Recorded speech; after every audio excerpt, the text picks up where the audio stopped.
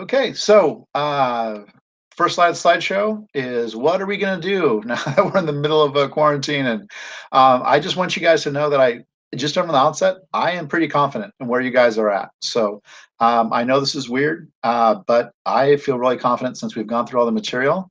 And with your current test scores, I think you guys are going to do all right. So let me go ahead and go through that.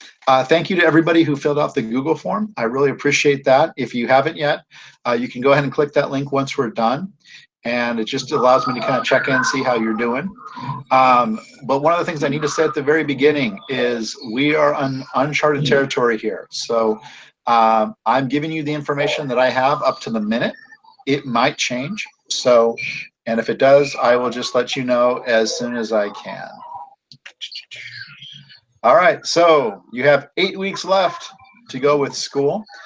Here are the hard dates for this class. So we've got the info meeting today. We have next week is officially when online learning begins.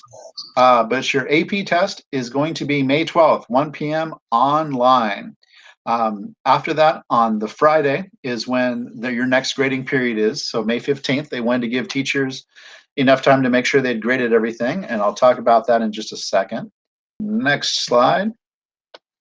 We've got after the test, we'll have 3 weeks of school left. And then your semester's last day will be June 5th, and that'll be the semester grade day. The important thing for most of you will be the actual AP Human Geography test itself.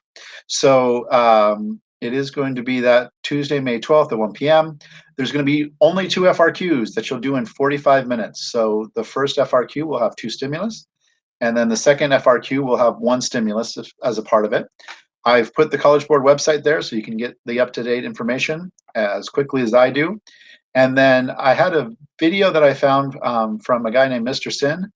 And so I thought his video was pretty engaging. So that kind of goes through the changes, I think, a lot more entertainingly than anything that College Board or Princeton or anybody else has sent out. So what do you need to do with that test? Number one, you got to plan your study time, which is why even though I've got a lot of things up in the air, I needed to meet with you guys. There's only 5 units on the test. So make sure that you know which ones you know the best and which ones you know the least. I would highly recommend that you start with the one you have the most difficulty with. That way, once you do that, if you've got extra time later on, you can loop back to it. But I've had several students who thought, oh, I'll just do the toughest one last. And then other things come up and they don't get a chance to work on it. So that's what I would highly recommend. The other thing I would recommend is you need to aim for at least 30 minutes a day.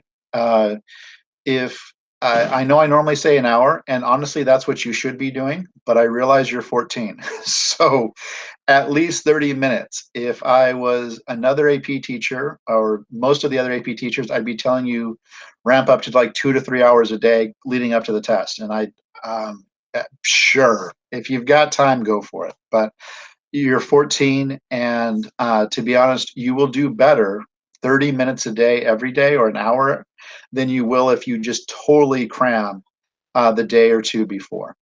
The other thing when it comes to the studying you're doing, you need to be able to explain yourself. There's no multiple choice. And so you need to be able to, so you can still use multiple choice questions to study. And I'd recommend just to kind of break it up that you do. But when you answer a question, make sure you can say in your brain or say out loud, hey, this is why this is the correct answer. Or the alternate to that is to say, hey, I know these are the incorrect answer because of this. Okay, that will help you to make sure you really understand it versus being an excellent guesser. Because when it comes to the test, it's just FRQs. You'll have to write sentences for everything. So you need to really know the material. Okay, so with that being said, what is class going to look like? Well, here's the guidance, literally, well, I added the pretty picture, but this is literally the guidance that the district sent me. There's a lot to that, but the 3 things I want you to notice is number 1, my top priority is your health and welfare. Okay, so you guys need to be taking care of yourselves, and if there's something I can do to help, I will do my best to get you in contact with anybody who can help you. The other 2 things under the guiding principles is asynchronous first. What I'll be doing is I'll be doing a lot of stuff where I'll try to record as much as possible, or create like kind of check-ins that you will be able to look at later. Because I totally understand that depending on your situation, you may or may not be able to be at a computer when I would like you to be. Let's see. And then the last one is actually the most important, or you're probably the most interested in, which is in red, which is grade improvement only. What does that mean? Well, that's what we would call in the teaching profession no harm grading. So what's going to happen is that after grading everything that was turned in before the quarantine, your grade is going to have a floor. So if you have an A, when I get done with all of that, then your semester grade will be an A. I will be providing other activities and assignments for you, and that will be for extra credit. I'm going to not do things which I think are busy work. I'm going to try to only give you assignments, which I think will be very helpful in either the AP test or is the best possible way to learn this information for what else you're doing in life. So, but that being said, I understand that your different computer access and internet access can be different. So there will be, it's called no harm grading. So you don't have to worry about that. The only unit we have left to go through is cities, and cities are very important to understand. The cities and services, especially when you're in the middle of the quarantine, it's important to understand why are things happening different in different cities. Why are some cities having more trouble than other cities? And so we'll go through some of that information, but I'll do it after the test, because I know that many of you are just going to be focused on that, and I don't want to distract you. I want to be this. I want this to be as productive as possible for you.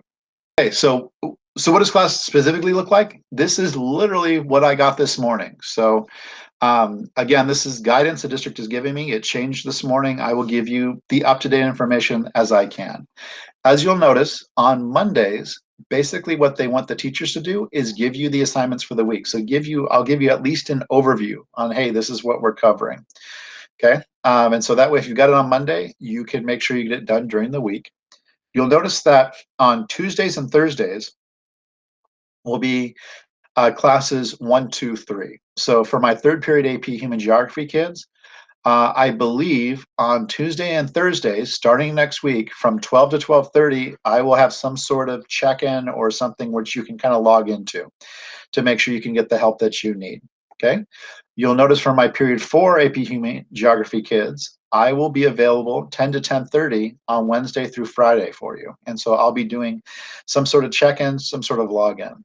The reason why the district has asked me to do this, and even though it's more of a pain for me, I probably will just be doing this. And that is to make sure that you guys have a chance to work on every class. So the district put this out so that not everybody has a conference call at 10 o'clock, which would force you guys to choose between different classes. So that's what it'll look like. You'll also notice on the bottom, 1:30 to 3 is office hours. I do not have to be beholden to that.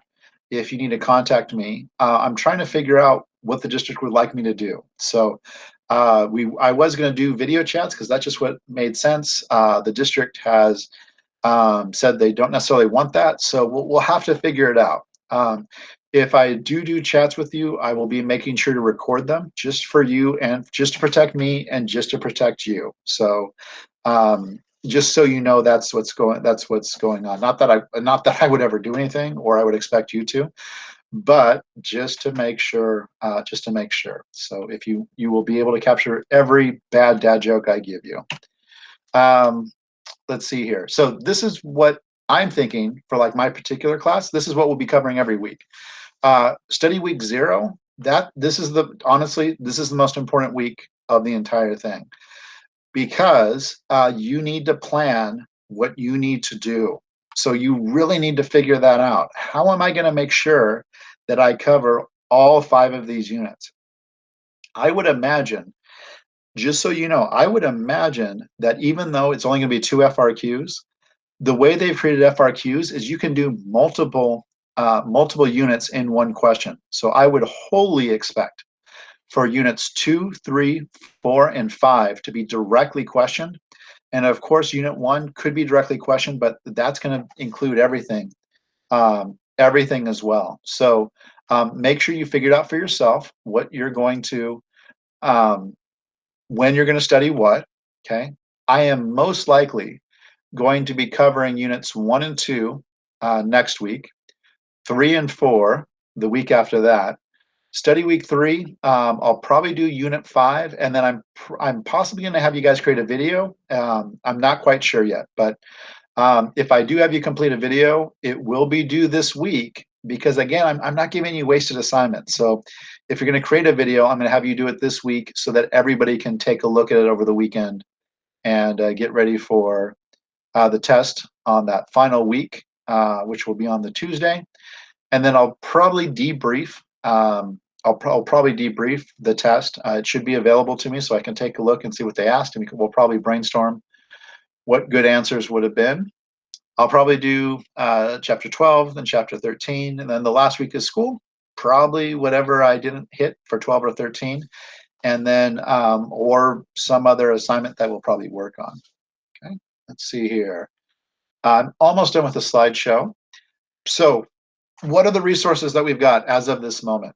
Just so you know, and as I've already let you know, the district has paid for you to have access to Schmoop. Last I checked, it is not completely synced up with the current AP test, but what it will do is it will give you a practice test you can kind of go through to check and see what your knowledge is. So if you're having trouble figuring out, I don't know which of these units I know, how well I know them, then that's probably the easiest way for you to do that. Is just to go through the quick multiple choice test, and then it'll tell you, hey, this is the areas that we think you need the most help on. Second bullet point is AMSCO. As I mentioned before, there are 2 different review books that teachers told me are the best. The AMSCO one about a week or 2 ago said, hey, if you're a teacher and you want the information for free for your students, let us know. I have let them know, and they have not gone back to me yet. But as soon as they get back to me, if that is available, I definitely will make that available to you. Let's see here. If you like videos, Mr. Sims AP Human Geography YouTube channel is pretty good. I've shown you. We went through the 5 sectors of the economy. That's that guy. He's got a YouTube channel. He's already put up reviews for Unit 1 and 2. Last I checked, and so that could be good. The other thing that he's doing is, even though you won't directly be tested on Unit 6 or 7, there may be concepts which will be on the test that are related to other areas. And he said that he's going to go through a video to kind of review that. So if he does, I will let you know, and you can definitely look at that. Let's see. Last 4th bullet point. Your AP textbook actually is online. I didn't realize that. But I've put that Google Drive in there for you if you'd like to take a look at the textbook online. And of course, we've been working really hard for the past 8 months or so. So of course, you can review old assignments. This is one of the reasons, well, not from the quarantine, but this is one of the reasons why all of your PowerPoints are on Jupyter Grades, is you can take a look and you can look at that. I've labeled them with kind of the subjects, as you notice with the PowerPoint. So if you're wondering, well, where do I find this information, that should help out with that. The last one, which I don't have here right now, and this slide will probably look a lot prettier. I just ran out of time. Is my AP Classroom. So all those multiple choices are already put online for you. So you can look through that if you'd like. I haven't put all the FRQs up that are part of those checks yet, and then I'm going to look through and decide whether to just have you do it on your own, or if I'm going to use it as part of my teaching. That's something that I'm figuring out.